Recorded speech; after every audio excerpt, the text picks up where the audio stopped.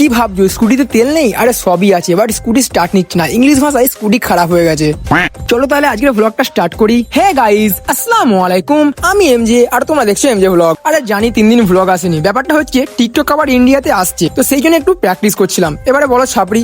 चले एक काम कर 200 रुपए दे और 50 रुपए काट ओवर एक्टिंग के वजह। আরে ব্যাপারটা হচ্ছে 5 দিন টানা বৃষ্টি হচ্ছে, সেই জন্য কোনো ভিডিও শুট করতে পারিনি। আর আজকে একটু বৃষ্টি ছাড়তে 300 টাকার মোবাইল স্ট্যান্ড নিয়ে চলে এলাম ছাদে। আর এখানে একটু ফটো আর ভিডিও শুট করে নিয়েছিলাম। আর তারপর চিলের সাথে উঠতে যাচ্ছিলাম একটা টাইটানিক ওয়ালা পোজ দেবো বলে, আর উপরে উঠতে গিয়ে হালকা করে ট্যাটু হয়ে গেছে গাইজ। তারপর নিচে আসতে দেখি ভাত চলে এসেছে, আর আজকে রবিবার তাই আমাদের গরিবের ঘরে এসেছে চিকেন।